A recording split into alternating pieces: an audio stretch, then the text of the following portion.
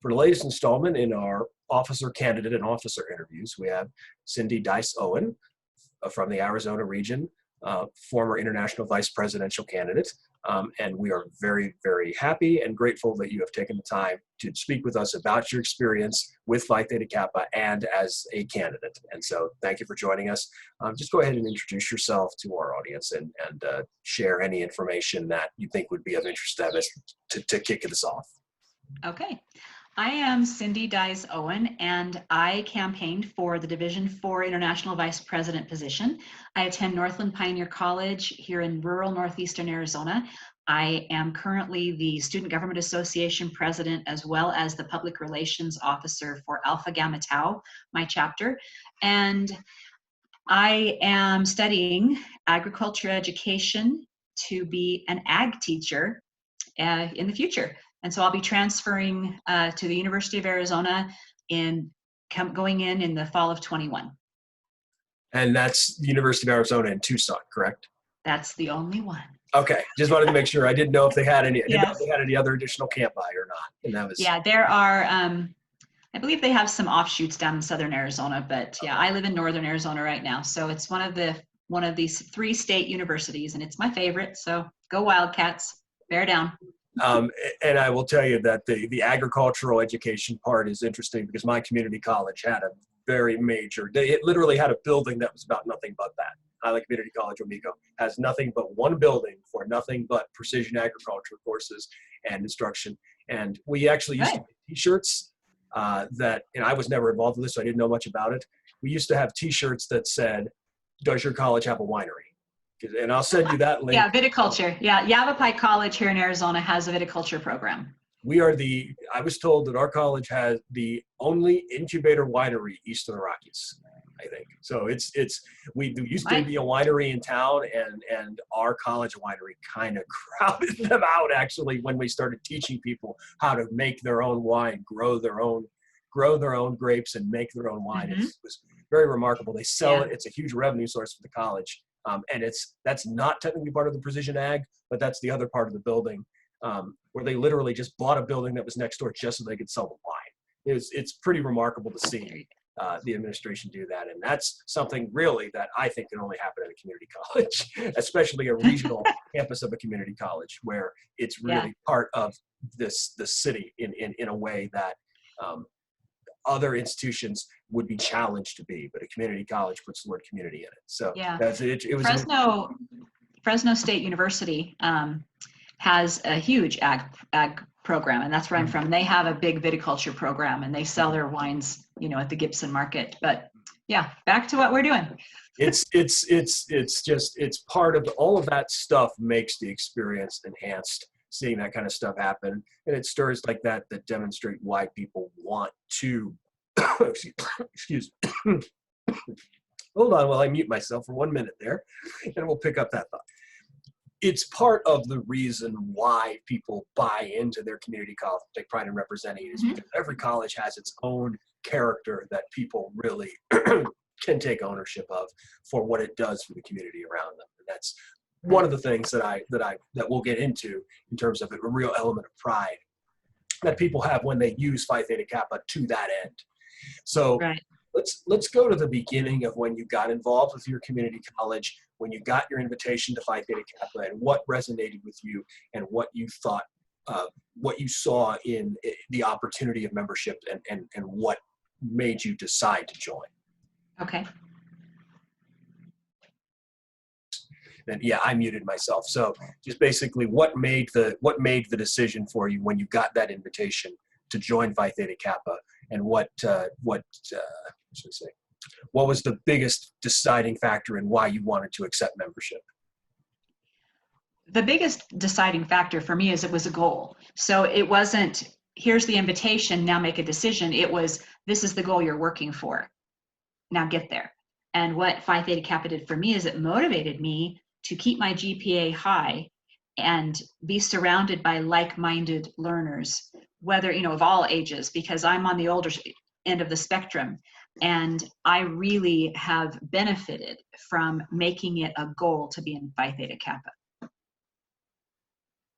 And so sort of pivoting from there, Um, before we get into what got you interested in the campaign, what would you say? Everybody believes their own institution is unique, and because every institution truly is unique, like what we were talking about just now. And so, I mean, Yes. you mentioned, how your major is going to be impacted by, what you've done at your college. So what do you believe sets your college apart in terms of producing a conducive atmosphere for students to achieve with their Phi Theta Kappa membership? Okay. Um, we have extremely dedicated instructors. We have instructors that are emailing and calling their students personally to make sure that what they need is taken care of, especially right now. And our community college is unique. We have the Navajo Reservation, the Hopi Reservation, and the White Mountain Apache Reservation. Our square mileage of service area is the equivalent of West Virginia. It is a large space, okay? Not a huge population, but a large space. And so we have 4 campuses, and then we have 5 centers. And those are things that, some of them are very, very small. Nothing is really big. Our total student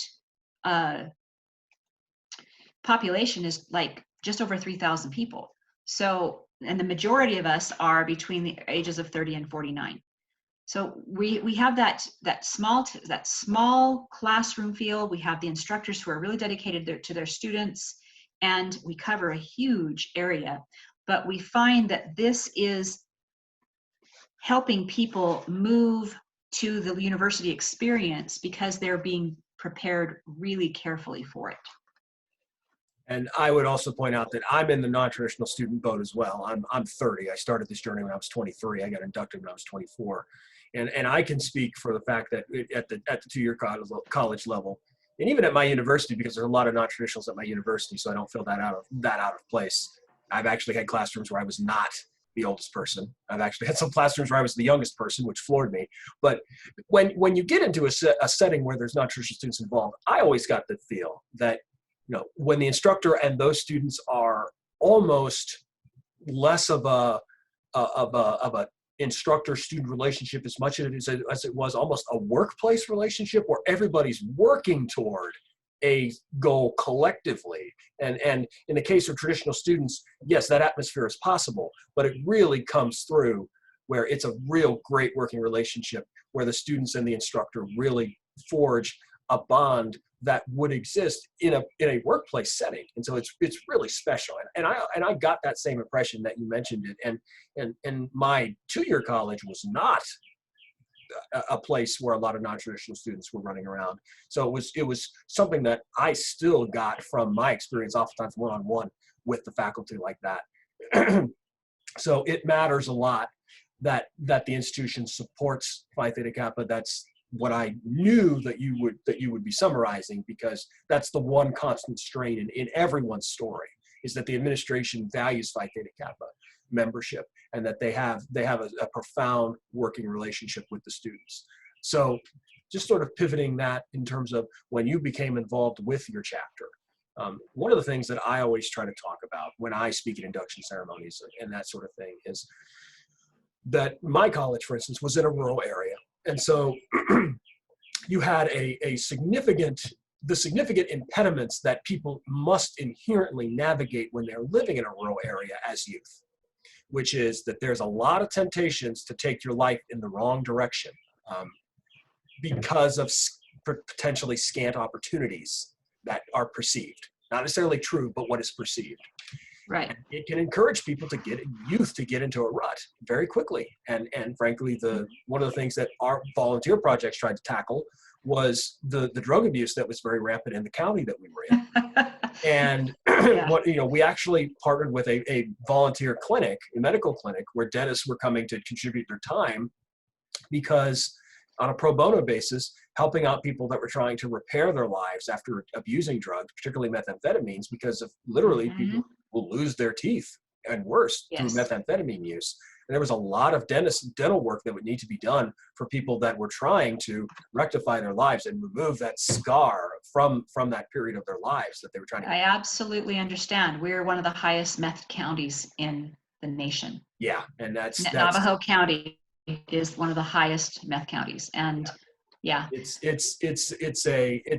I think it's finally gotten more attention. It's gotten closer to the attention that it deserves as a societal issue in these areas.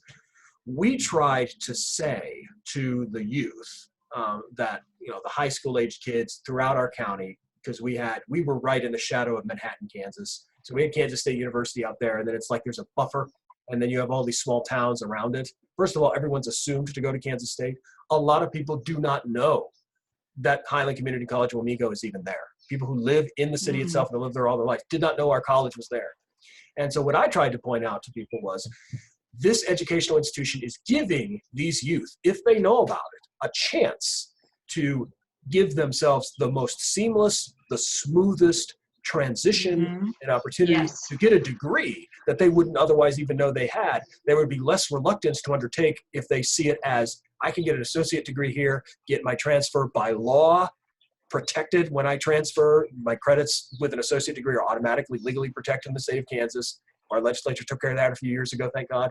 And so whatever institution I want to go to, a bachelor's degree has almost become half as difficult as I had envisioned it before. And so taking advantage of that perception, that realization among the youth, I always tried to stress the university, well, the college and any organization wants its best and most capable people representing it to the public because it will promote what that institution is and promote its values. People will be made aware of that opportunity exists who didn't even know about it before. I know that our work as a PTK chapter got our college's degree-seeking enrollment up while I was there, and that was very special to me because people are better equipped in life. If they want to stay and try to make a difference in that small town, so be it. If you're like me and you want to escape that setting, frankly, you have the ability to do so and to set yourself up for whatever profession you want. So we tried to say, you are not just promoting PTK, you are not just promoting the project you're working on, you are promoting your college as an educational option for people who may not otherwise know about it. And consequently, that's why the representation of your college matters so much, because you don't know whose decision, second, third, fourth, fifth hand. If someone you're volunteering with today knows somebody who lives down the street who's turning 17 and thinking about what they want to do for college, if we can influence that person by virtue of our connection saying, you know, I've worked with students from this community college, it's a great institution, I think you should check it out. I'm already doing that. If it's just one person that we make that difference with, that's a profound reward, but it's such a profound, tangible impact that you as a student can make on your college and on the community as a whole. So that gravity is such a big deal. And it matters so much to me, and you can tell that I've gone on for 10 minutes about it, that it's important to me. Representing your college like that is something that is a huge responsibility and a huge sense of integrity and a huge sense of pride. So I just kind of wondered, how would you describe the sense of pride that you have since you are one of the achieving students who has had the opportunity to represent your college to the public in the way that I just described?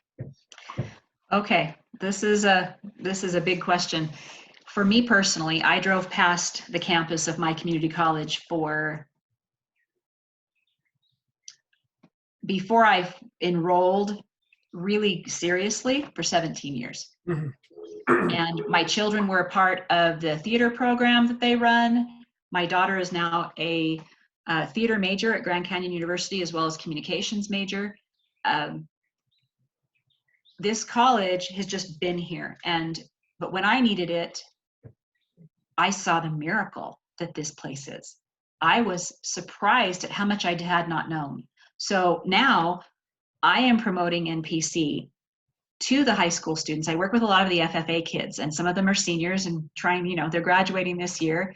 And they're, two specific students. They're two of the chapter officers. They were going to be going somewhere else. COVID-19 has caused them to do some thinking, but now they're seeing, hey, there's some opportunity here. So I've talked with them directly about PTK.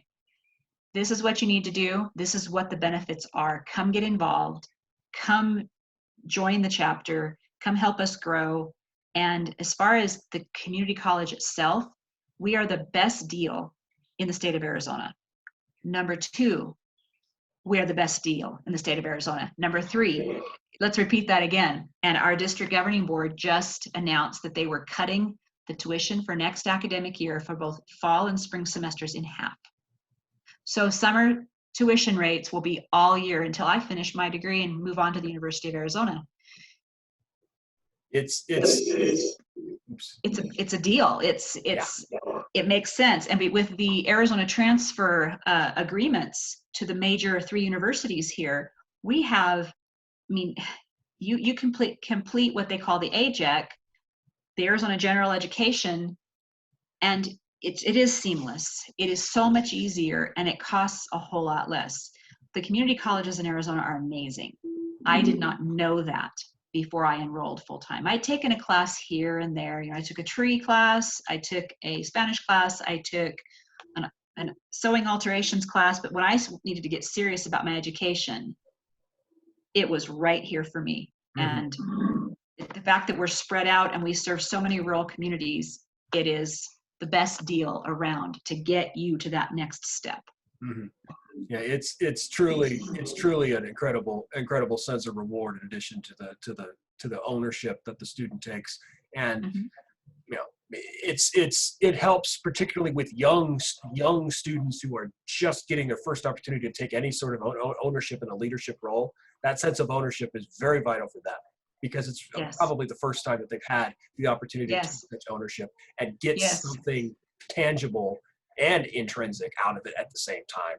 And it sets themselves up for what they should be looking for the entirety of their education, and sets themselves up for what they should be looking for out of a career, whatever their career choice is. I have to say, in my experience in leadership here at NPC, I have been surrounded by students of all ages.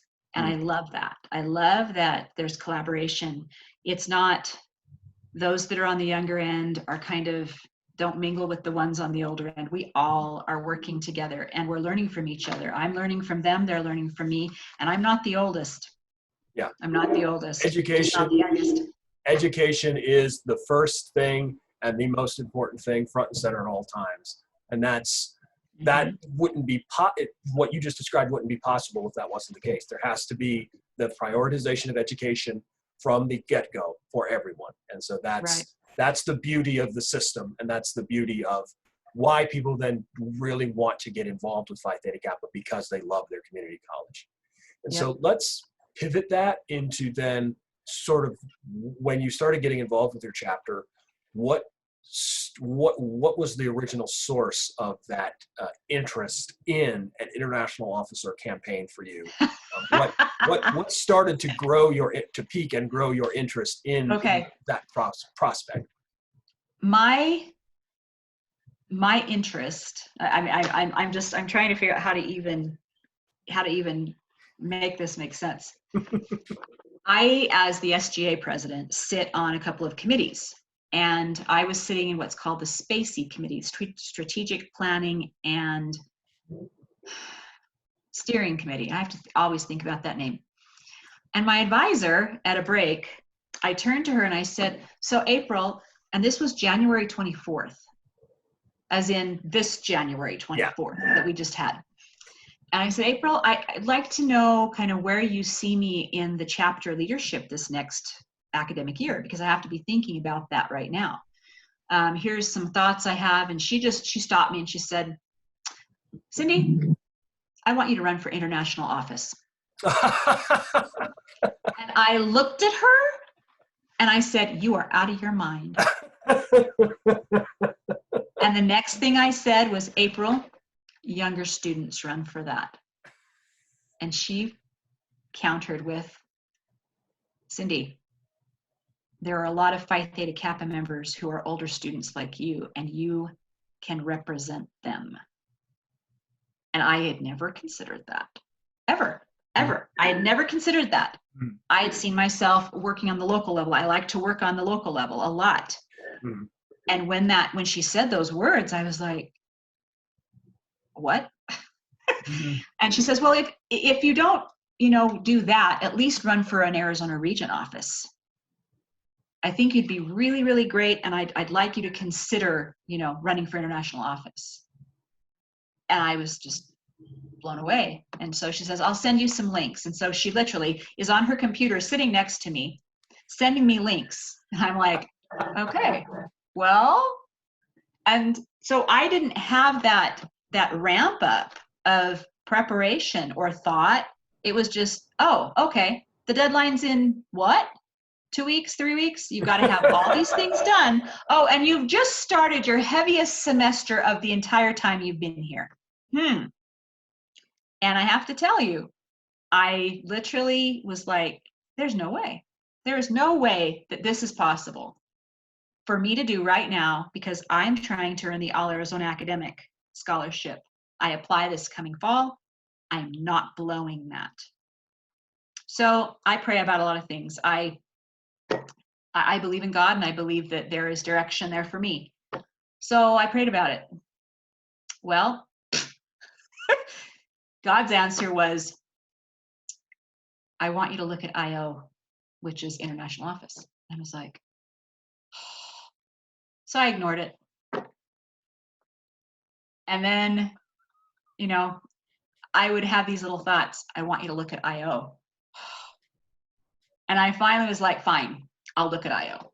So I went and looked at all the links and did the different things. And I was like, how am I going to accomplish all this work? How am I going to do all these things? Because we already knew I was going to Catalyst. Our chapter was already doing that. But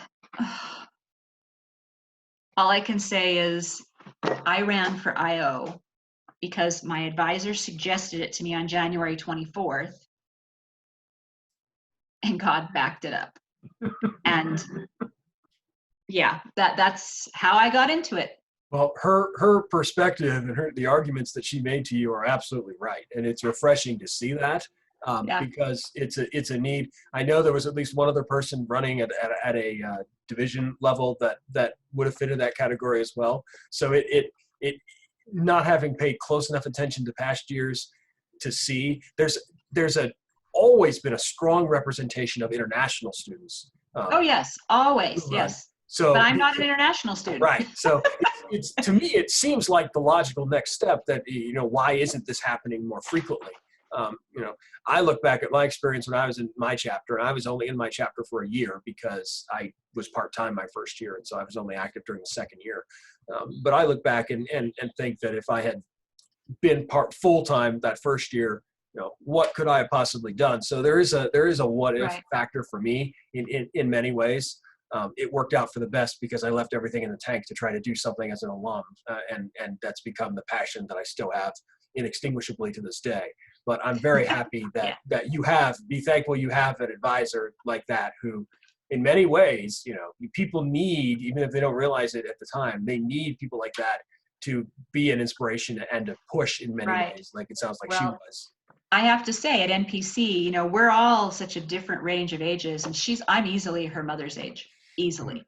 Mm-hmm. So, she's the academic advisor, but I see her knowledge and everything. And she used to work at NASA. She's an accomplished human. She knows a lot of things.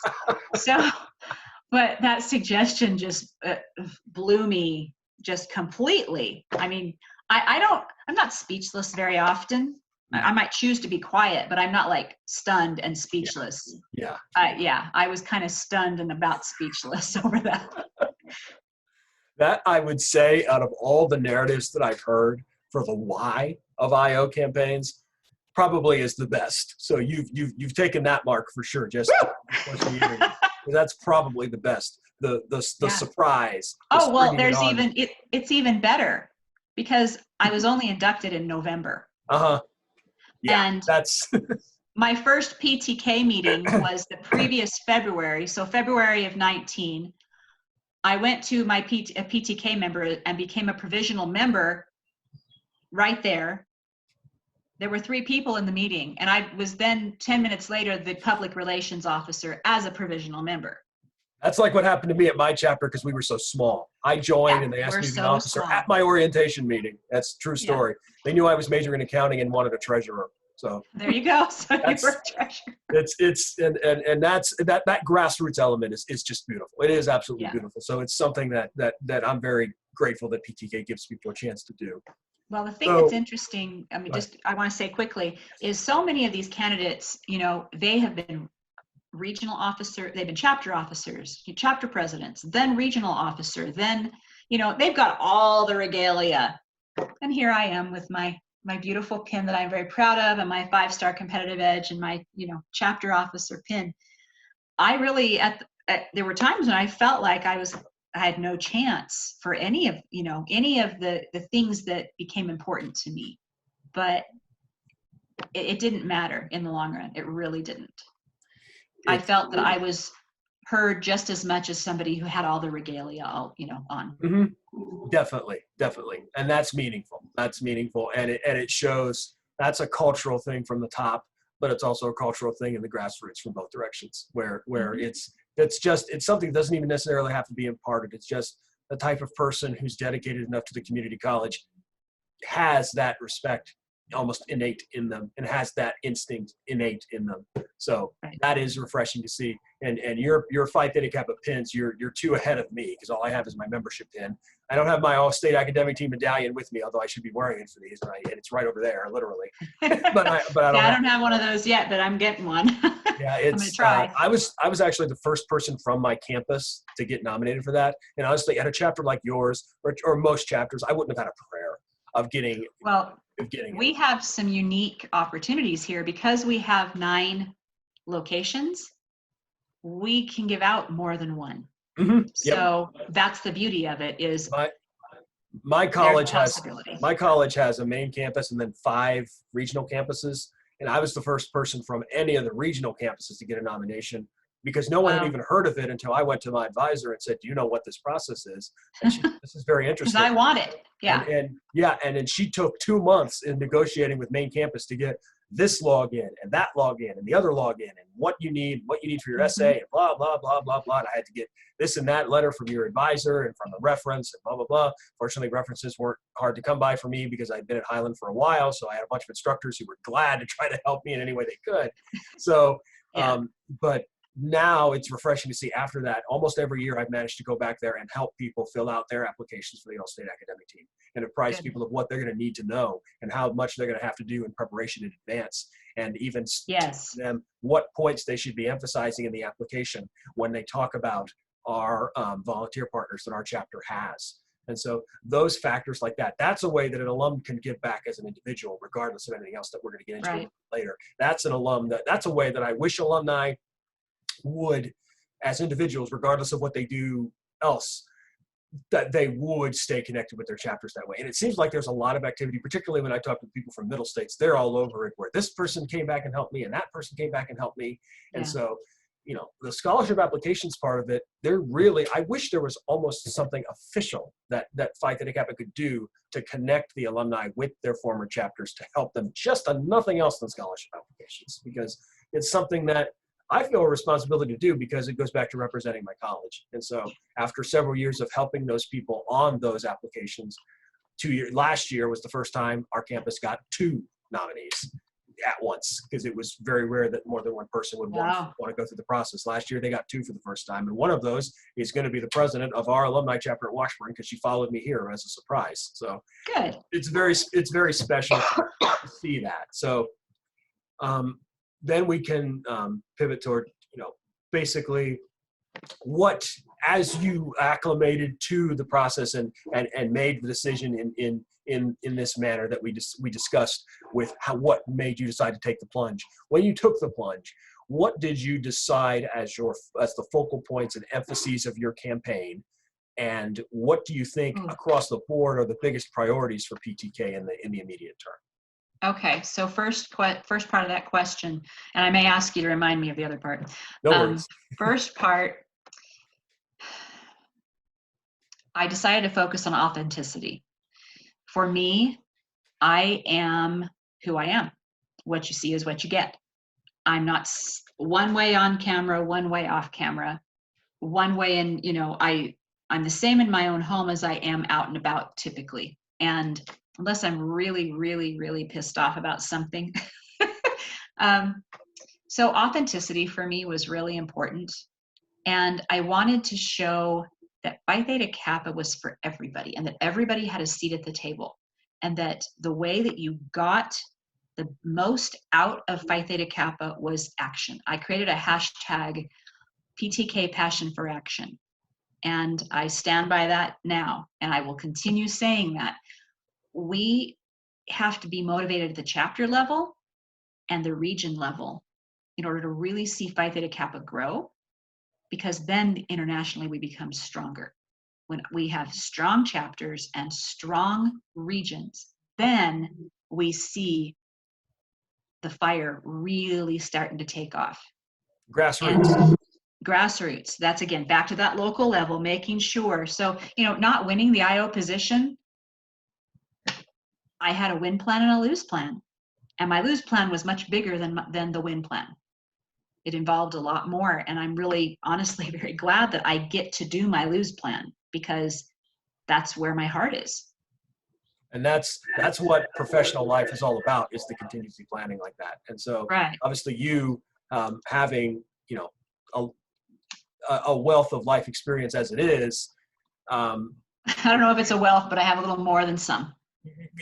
In a collegiate context, for sure. Yeah. But it's just, it's important that people be familiar with the contingency planning, and I hope for the best, prepare for the worst.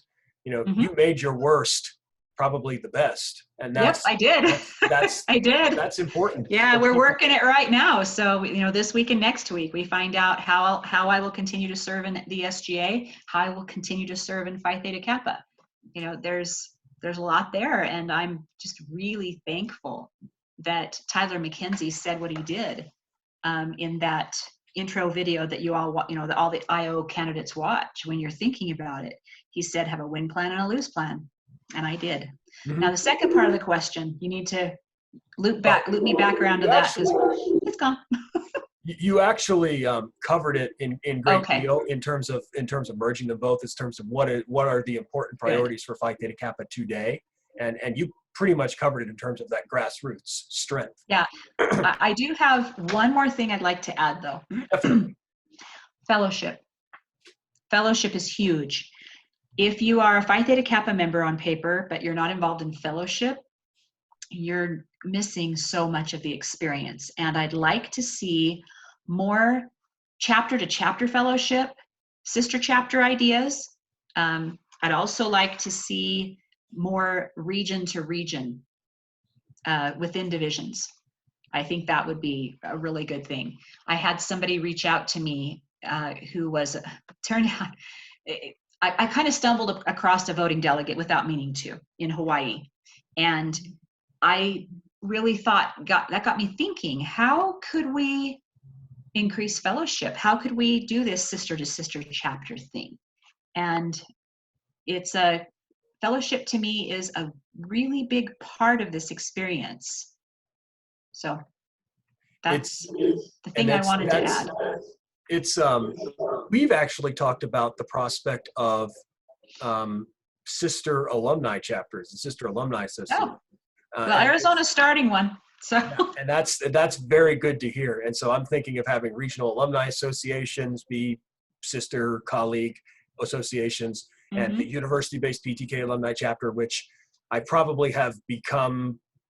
Unfortunately, if I ever wanted to be identified in some other way when it comes to Phi Theta Kappa, I'm going to be identified by what I've done with PTKAW. This logo that I designed with my friend is going to be how I'm remembered and how I'm identified with. If I ever want to carve a different niche out for myself, it's going to be too late in life. So I want to try to focus on supporting following this path, because it's the one path that I really feel like I actually have some degree of expertise in, as opposed to being someone who's trying to learn from others, where I feel like in all other aspects I am. But in this one field, I feel like I have something to offer in terms of imparting stuff to other people. So having said that, one of the things I want to see is university-based alumni chapters have sister chapters, just like the real chapters do. And Roxana, who I mentioned earlier, who's mm-hmm. going to Texas Commerce, we've projected her out into president status and getting star ratings for alumni status and all that stuff, because she's got a lot of zeal for alumni involvement.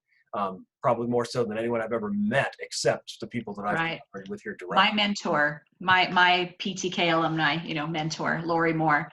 I've known her for many years in other contexts, but her influence even now is huge for me. You know, she lives 30 minutes north of me, but she works in the town, you know, in the area that I live in. And it's interesting how she will just send me a text. Hey, did you know about this scholarship? Do you know the deadline is XYZ? You know, you really should get on top of that. Hey, did you know about this, that, and the other? Make sure you're remembering, you know, this other thing. That alumni connection is huge. And I absolutely will definitely be an active alumni, connecting and reaching back into the chapter and encouraging. And, you know, even because I'm transferring to where Pima Community College is the college, and hopefully I can, you know, reach there. And, you know, that idea you had about helping people with that All Arizona Academic, because I fully intend to give it my darn best shot to win that. Because in Arizona it's very lucrative, so it's something that as alumni we could definitely be doing. Well, something that I am going to definitely want to sell you is the university-based alumni chapter. That's part of the deal. Is when we have this conversation, you're going to have to listen to that infomercial from me. Okay. Conversations I've had from others, because I think that the reason that I value what we've done, and I want to try to spread that around the country, is because when alumni become active as a student organization at a four-year university, aside from increasing the possibility of endowment for alumni scholarships, the bachelor's degree scholarship, the master's degree scholarship that I got a couple of years ago that only 2 people get. I want to see that increase. I want to see 20 people get that who are in grad school in the future. I want to see a PhD scholarship for a Phi Theta Kappa alumni. So increasing the endowment, that would be cool. That's the dollars and cents, that the what do you get done with your hands, the real tangible way to support it. But the other thing is, at the university level, when PTK alumni amalgamate at a four-year university, it is enhancing the perception of PTK and the community college at that four-year university, which will enhance opportunities at that four-year university. So with you being in Tucson, you have a chance at U of A, if you were interested, to really not just enhance the college that you came from's status on that campus, but to enhance all of the community colleges' stature on that campus, and to see potentially increased Phi Theta Kappa scholarships, more Phi Theta Kappa scholarships, more different Phi Theta Kappa scholarships. Right. We have a pretty generous one right now that it would be great to see there be more. But yes, I will listen to your spiel. Yeah, it's pretty much just, I'm trying to give people pointers on the logistics of how you get it done from the student organization perspective, and then how you get it done from the charter with Phi Theta Kappa perspective. Because you can look at our literature and you can see that in the country, as of this semester, there are, I think, 16 of them that have a charter. And a charter has to be maintained by submitting an annual report every year. So some of them lapse, and some of them lapsed surprisingly to me this year. It was before the closures and stuff happened, so that wasn't the reason, because those are due in January. So it wasn't the reason. It just happens from time to time. They just introduced. That's what happened with our chapter. We were a zero. I mean, we have existed at Northland Pioneer College for a while, but 3 years ago we were a 0-star chapter. Yeah, 2 years ago we were a 1-star chapter. Last year we were a 2-star, and now we're a 5. So yes, it can happen. And my PTK chapter went from 1-star for like 15 years, occasionally not even having enough people to have an induction ceremony. And it was very, very ebb and flow. And that's how I kind of described it. Because they would go for a long period of time without an advisor, because oftentimes the advisor would get promoted to be the regional director and couldn't be the advisor anymore, and so the position would be vacant. And so it was a disadvantage for the students, but at the same time, when the new advisor came in, there was a strong appetite, let's get this thing rolling again. And it's been in cycles, and I was on the high end of one of those cycles, and so I was very fortunate. It went to a low ebb again. Right now it's as good as it's ever been. They just got to 5 stars for the first time ever after being 1 star. That's awesome. Good for them. And they just had their first Kansas region officer too. And I am going to try to plug her to run for international office too. I don't know her, I've never met her, but she's going to exceed everything and smash everything that I've done at that college, I think, except she hasn't taught there. She can talk to me when she teaches there, and then we'll talk. So Yeah. that's one of the things that I have to do as a grad student. That's why you could see how much I love the community college as it is, because Yeah. people don't understand the need to teach. They don't understand how the community colleges need people who are qualified through their education with graduate degrees to support the next generation of students and support the college in the community. The true teacher for higher level education is at the community college, because Amen.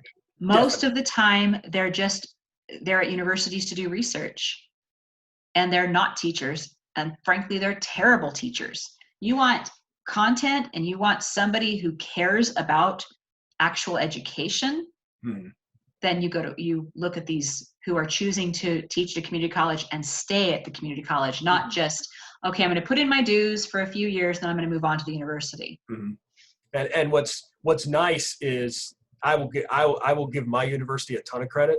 We have an enrollment management guy who speaks to recruits every single day, and he starts it off with, "We do not have graduate teaching assistants." And he will pitch it when he goes to community college. He says, "We do not have graduate students. You will take classes from faculty. So if you're from a community college, you will be able to relate, and this will be a seamless transition for you." So that gives you an idea of why we got our organization started, because our university, we believe, deserved what we've now gotten it from Phi Theta Kappa in terms of the star rating that we just received, etc. Right.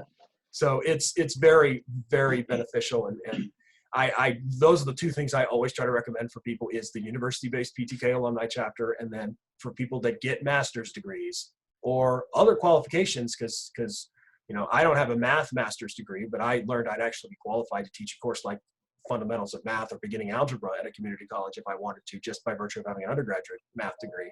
My master's degree is in economics. That's where my eligibility to teach a full-fledged 11 business courses that I can teach come from. But so the teaching and the alumni chapters, those are the big things that I try to promote as a way that you can make a difference with Phi Theta Kappa, and you can make a difference in your own hands at the community college and enhancing opportunities at the four-year university. Right. So that's pretty much the end of my infomercial part. So I want to delve back to your campaign. Okay. Can we pause for a second? Definitely, yes. Okay. All right. We pick up where we left off, where just what was a typical day like while you were campaigning for International Vice President for Division 4? Okay. A typical day was a lot of social media. And when everything we were told as candidates before it was announced that everything was moving online. So when that happened, the whole campaign had to just totally change. So I found that because my campaign team didn't know what to do. They didn't know how to help me because the plan was just gone. And I didn't have a huge campaign team anyway. So it involved me deciding how I was going to run my campaign. I watched a few other people and they just ramped it up. They were on Facebook Lives twice a day. They were doing all these things. For my life, that wasn't going to work, because we started all this, and my spring break, I had a full week where I didn't have to really be at work because the doctor I work for was gone. And so I was able to pretty much focus. And then I had to go back to work. But yet my college took a 2-week break, an additional 2 weeks, trying to figure out how to move online. That was a challenge because I was doing the job and doing 30 hours a week, plus trying to do classes, looking at my classes going, what are we going to do about this? But the social media part. So I decided I'm going to run my own race. I'm going to decide how much I'm involved, how much I'm not. And I decided you need to be consistent, and you need to have a theme, and you need to make sure that you don't run out of gas.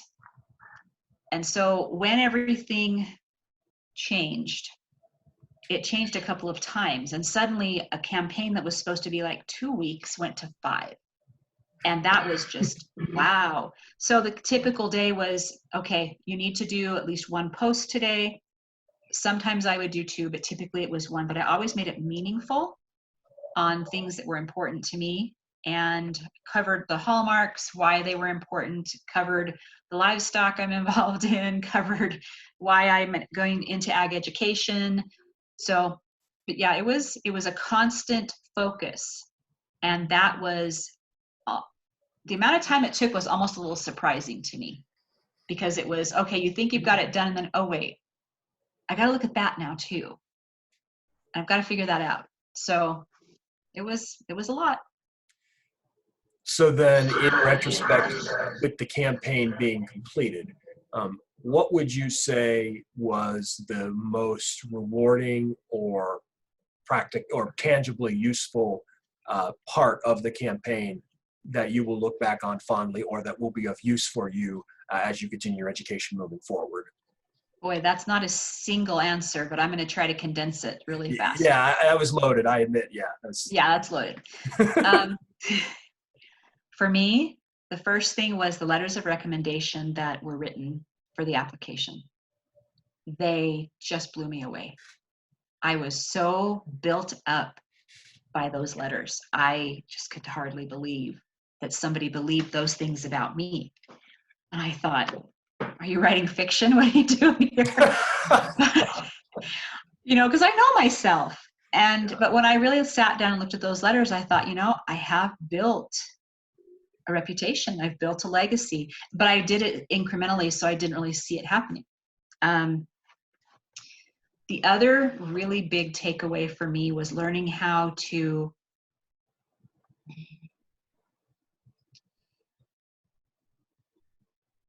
promote myself in a way that I was really authentic and true to myself. And one of the larger takeaways, but it really wasn't, it's just part of the whole equation, believe it or not, it's not the largest takeaway, is the Orlowski Award. I never thought I would be running, you know, a contender for that, ever. And when that happened, I was like, you gotta be kidding. Because about, I don't know, there was a point in the campaign where it was colliding with my life. It was there were things that I couldn't manage anymore, and it wasn't reasonable to continue. I talked with my advisor, I talked with my PTK mentor, Lori, I talked with people who know me, and I looked at, it was logical to quit. And not quit, but to withdraw gracefully and just say, you know, I think I need to be done because these are the other things in my life. Because I have a family. I still have children at home. Mm-hmm. I'm now a single mom. I'm doing all these things, but the Orlowski, it was just like this cherry on the top of the icing that was already on the cake for me. And so those three things, I think, were the biggest takeaways that mean the most. So then, I think that as a sort of a final retrospective type question, just extrapolating it out to your entire experience at your community college, one thing that I've really gotten a joy out of asking people and having them talk about is, what if you were to select one defining character trait, character attribute that you would strive for the people that you've interacted with at the community college to say that you demonstrated, you know, 5 years from now, 10 years from now, when they look back at their time with you, what would that attribute be? She was a class act. That she was a class act, that she was there to serve and to lift and to love and to lead. And she did it in a way that made the college, gave the reputation to her college that it deserved. That's what I would say. And that goes back to the dedication to the mission of the college and the community, like we mentioned earlier. So it really brings it home in that way. I think if I were to, Katie would have some different questions she'd want to ask without question. But I think in terms of a lot of the rest of the officer-related questions, the written portion will cover it probably better than a long-form discussion would. So I'll leave those for now. But I think what I would want to, we did discuss you brought up on your own, your future plans. Mm-hmm. So we have kind of covered that matter already. I think I would ask one more question though about international office, and that would be, for someone who's either someone with your background or someone who is from a background like some of the other officer candidates, if you had one piece of advice you would want to share with someone considering international office, based on your experience, what would that be? The one piece of advice I would give is try to make the decision before 3 weeks before the deadline. That I really think is important. I think we need to be talking about campaigning for international and regional offices within our chapters more actively. And the advice I would give to somebody considering IO is look at your life, look at how, if you won it, how it would benefit your life, but if you didn't win it, how campaigning would benefit your life. Because it is a great deal of effort. It's great effort. It's wonderful effort. It's worth it. But you can't go into it half-heartedly. You have to go in completely. So consider your life circumstance. We had some beautiful candidates that ran campaigns, with little children that they're interacting with every day in their homes and having to do all these things. We had others who were just straight students. They were living at home with their parents. They had more time in lots of ways. So everybody has to evaluate, is this going to work in my life? Is this a part of a bigger plan to help me? And what could be my goals with it?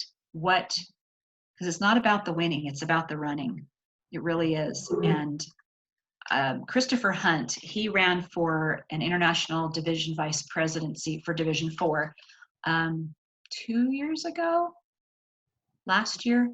I want to say it was 2 years ago. I just had a brief conversation with him at Arizona Regionals, and he sat and talked with me about some of those important things that he got from the experience. And when he was giving me advice, which I really, really appreciated, he mentioned, run your own campaign, make sure that you're going to be able to live your life and do what you need to. And take time if you don't win, if you're on the convention floor and you don't win that position, you don't make it in the top 2, take a moment if you need to step back and process any emotion you've got. And so, yeah, look at your life, see if it's a reasonable thing for you.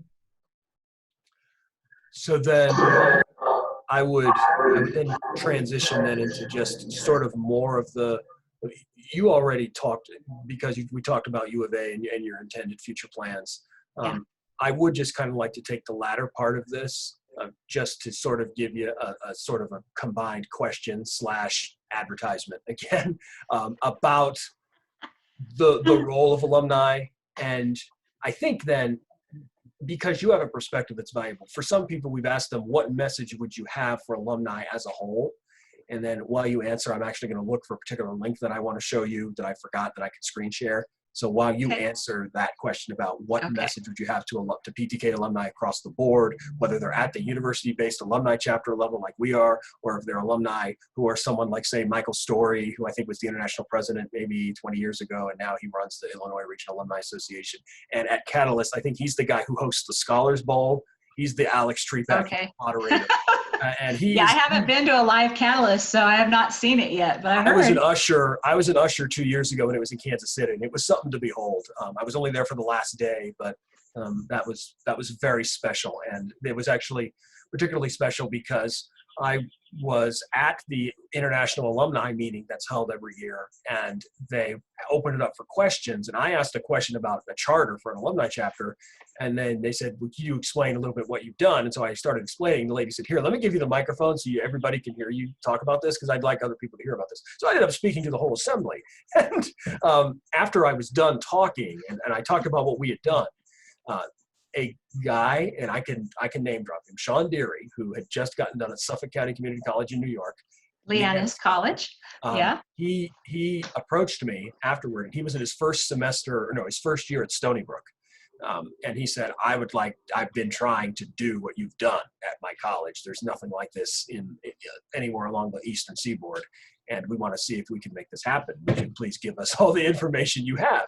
And so he became a contact, and in many ways, I considered him almost, I won't say a child, but I considered him a student of mine. And I was very, very proud that they got their organization registered. They haven't been chartered yet, but they got it registered at Stony Brook. That is not easy. The East Coast schools make it a little bit harder to register a student organization, and their criteria for membership is a little bit more stringent, where you got to be a little more open and inclusive than what we would consider bona fide qualifications for membership in an organization. So having said all that, when he got done talking with me and I gave him all the information I could get, I was with my regional people who hadn't seen me since I made my decision to come back to Washburn after 6 months of nothing.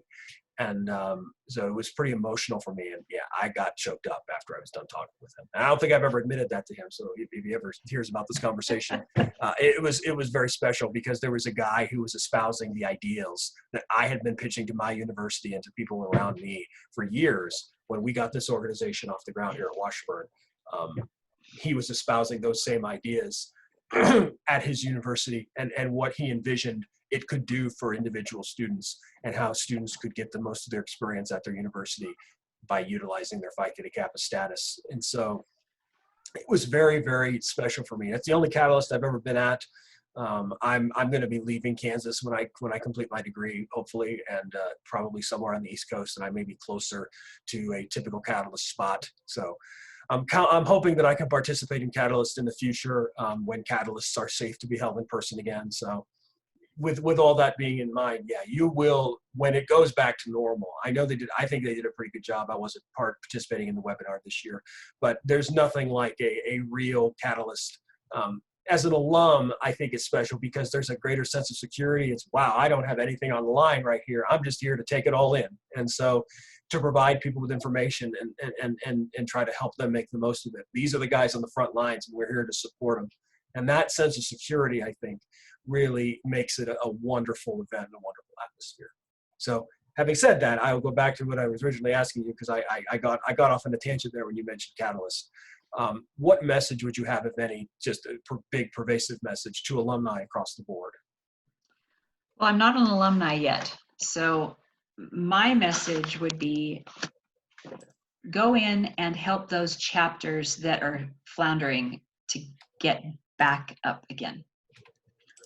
We have some chapters in Arizona that could use a little bit of help in that way, that I've noticed. Mm-hmm. And so the alumni can play such a good supporting role, going in to helping an advisor get their bearings again, and helping the students see the reasons why this is a good experience, a worthwhile experience, worth their time, and a lot of fun. There's a lot to be had there, but yeah, go back and kind of help those little chapters to get back up again. And it's also worth noting that as I try to pull this link up, I'm just struggling a little bit here, but it's worth noting that what a lot of alumni maybe don't understand, whatever juncture they're at in the course of their education, is that they have the best and most credible perspective that a prospective member would have to hear, because yes, that's what they're concerned about. How is this going to help me get my bachelor's degree or my master's degree or what have you? How is this going to make it more financially feasible? How is it going to make it more qualitatively feasible for me to get that degree that I'm after? If someone is at that yes, juncture, I'm going to listen. And so, that's part of what we try to promote. And so I really hope that when you move on to U of A, that you are interested in the concept of the university-based PTK alumni chapter, because it's a unique thing that headquarters is promoting more and more. Dr. Lynn has done a great job in supporting us and supporting other such organizations. We would like to see our stature become less and less exclusive, as long as it's still exclusive in the state of Kansas. That's all that matters to me. But to see it geographically diverse as well, because it's mostly, aside from us, it's mostly concentrated in the South, where there's so many community colleges. There's community colleges on top of each other practically in the South. So, there's a couple in Michigan and a couple in Illinois, but other than that, it's mostly Texas and the South. We're on an island ourselves. If Sean were to get it off the ground and get it chartered at Stony Brook, that would be a first in that part of the country. Anyone in the West would be a first. And once it starts, once that first seed gets planted, the competition becomes fostered amongst all the four-year universities, as we mentioned, so that people can value Phi Theta Kappa more and recognize that we need to be competing for these students because they represent a demographic that could do our university so much good. And the big key I believe, to getting such an alumni chapter on the ground is by importing members' contacts from their community colleges so they can continue to collaborate with them on their volunteer projects. That is key, because the big thing you're going to be able to pitch to people as a university-based alumni chapter, whoever does this, whoever hears this advice from me, I always pitch to them. If you have a repertoire in place of projects that you can work on, that they don't have to plan, that they can just show up and start helping, it is such an advantage for them, because if they're coming as a junior, they're at a disadvantage at that four-year university into making their mark on that university, because their competition has been there for 2 years already. And if we eliminate that gap, we bridge that gap a little bit, now we're getting those people, when they're thinking about getting involved in our organization, when we pitch to the alumni, when they transfer in, they're starting to think, and they're thinking, this makes a lot of sense. This can be, I can use my past experience as the best way to earn merit for scholarships here at my university when I start here, when it comes for scholarships that are based on leadership and volunteer activities. And so when we eliminate the planning and just make it all about the doing, that's where our projects started. And I don't know if you've seen our materials or anything like that, if you've seen our website where we talk about the stuff that we do, but we do all sorts of stuff, from a trunk or treat for an organization that's here in town that helps students that are at risk population, students with mental health issues or what have you. We give these kids a chance to have a safe, fun trick-or-treating experience, etc. The work that we mostly do, most of our damage, is by stuff like our shoe drive.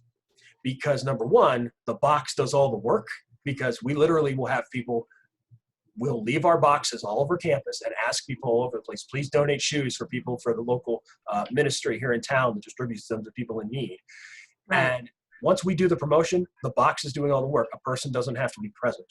And that is such a big deal when people are pressed for time. It's such a big deal. It makes such a big impact considering the minimal investment of time. And so from that perspective, as I said, and the other reason that the shoe drive is our most famous project is, if you've seen the website and if you happen to see the publication that we have, I'm going to screen share now, because we had a couple of students who we started doing promotional emails and marketing campaigns and stuff for the site, for the project. And when we started having the shoes distributed locally here in Topeka, as in, if it's wintertime, all items are welcome. And so we're not sending winter items to Haiti like we used to, which was a little bit of an issue, because we would sit there being ashamed to say, why are we sending something that might not be useful?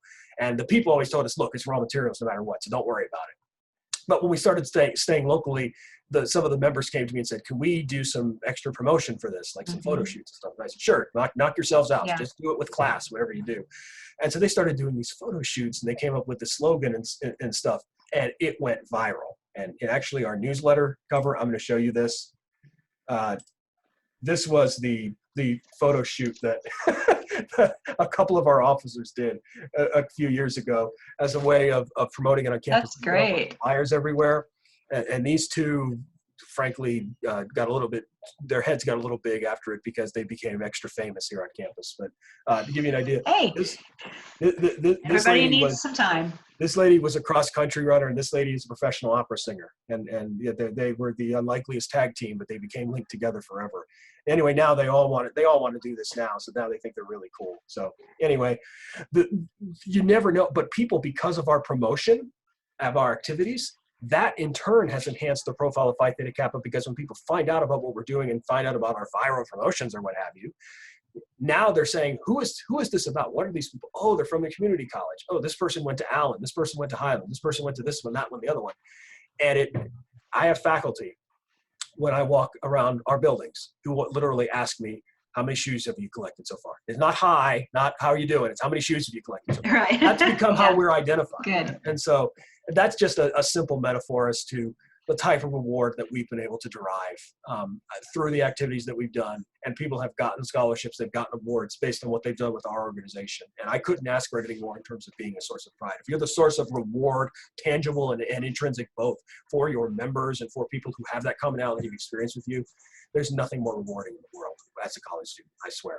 And it will really keep the hallmarks front and center of being there for one another at this new setting. We can take our experiences from the old setting and make it the best possible experience. So there's my commercial. I hope that as you move on to U of A, you'd be interested in potentially making an undertaking like that, because there's nobody west of the Rockies. No one's done anything like this. Well, I know that Arizona's putting together a regional alumni organization, and we'll just kind of have to see when I get there, because right now,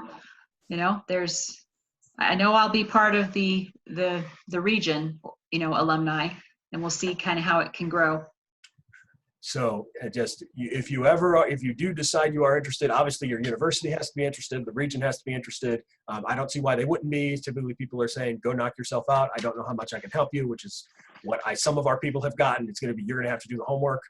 My university really supported me and gave me a list of people that I could reach out to and recruit at one point. So that was really special, because we reached out to people who we didn't know, and all we had was our projects to go on. And these people said, yes, this reminds me of my Phi Theta Kappa experience at my community college. Sign me up. And it was very special. So having said all that, just keep that in the back of your mind as you move on. I've already had some other of the IO candidates say that they are thinking about doing this. They've already decided where they want to go, and they're thinking about doing this because they've been inspired by what they've seen my members accomplish. And that's very special to me. But just keep it in mind, because it's a way. Oh yeah, I will. Definitely, I will. It's a way to raise awareness on the four-year university campus of PTK, of the community college, and ultimately move to our ultimate goal of increasing endowment. So there's my paid for by Phi Theta Kappa alumni of Washburn, Elias Saucedo, treasurer. Great. to speak from political campaign experience. So just keep that in mind. I am going to try to keep connected with all of the international officer candidates and with alumni across the board, because I feel like that's the next phase of my life, where I'm going to a job 8 to 5 every day, teaching at a community college at night, I hope, and then being able to support PTK by sharing my experiences in the setting where I did the most for PTK, and trying to enable people to make the most of PTK at that juncture in their lives as well. So good. What I'm saying in a long story short is you guys will have me as a resource, who's eager to share as much information as I can. You can tell I won't shut up about it. So I think, did you have any other questions or feedback for us before we wrapped up? I can't think of anything. We've covered several things, and I really enjoyed a lot of things about the officer experience, or the running part of it, and I've made friends and connections that I will have for a very, very long time. Well, it will be a privilege and an honor from my part to count you guys that I've had a chance to befriend during the interview process. Thank you. As connections and colleagues within Phi Theta Kappa, that I hope that I'm able to continue to utilize and continue to help you guys and help the people that are coming after you guys. When you start handing down what you received, that's the only way that you can relate to that reward, when you hand down. Right. Yeah. Got a little while still, another year. And good luck with that year, and good luck with potentially mitigating circumstances that I think the colleges are handling it as well as they can.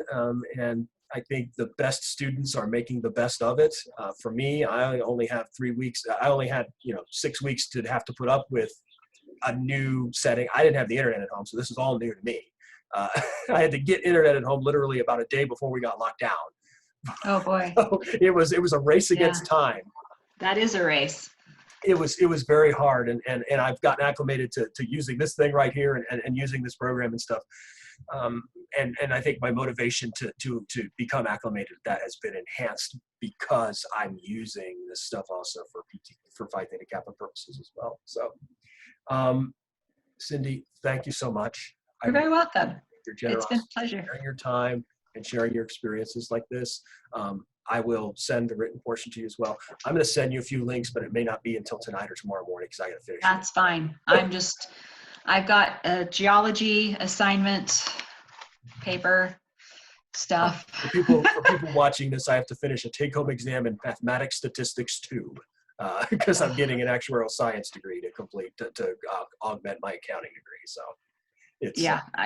There's just a lot in the next 2 weeks to finish, and I'm my eyes are feeling really big, but it's all right. We're gonna get through it. It's good. Somehow I managed to not fall asleep while doing this, because I'm literally on 5 hours sleep right now after doing most of my test last night. Well, I'm glad to know we're more entertaining than that. Thank you. Yeah, thank you for that. But it's been a challenge during class, particularly on some of these all-nighters that I've had to pull just in the last couple of weeks. I never pulled all-nighters when I was going to campus to get all of my work done. I always slept in an orderly manner, always took care of everything with an order. Yep. Now that I don't have to be home at 8 o'clock every night, I can sit here and try to get as far ahead on my homework as I can. And then it leads to a lot of 2 a.m.s. Like last night was 3:30 a.m. So Okay. I'm sure our viewers will be very happy to know that about me. So that's going to be news to a lot of people if they hear that I said that. So anyway, continued success and best wishes over your coming year as you continue to make your region proud and continue to enhance your region and your college, and as you move on to U of A. And best wishes that everybody makes it a success for this coming year, whatever the world situation throws at you guys. All right. Thank you so much for the invitation to do this. I've enjoyed it. Have a good afternoon, and I appreciate it. I will have one more thing to ask you when I hit the pause button, and then we'll be okay. all right. So we will see you soon with Jacob Lambie.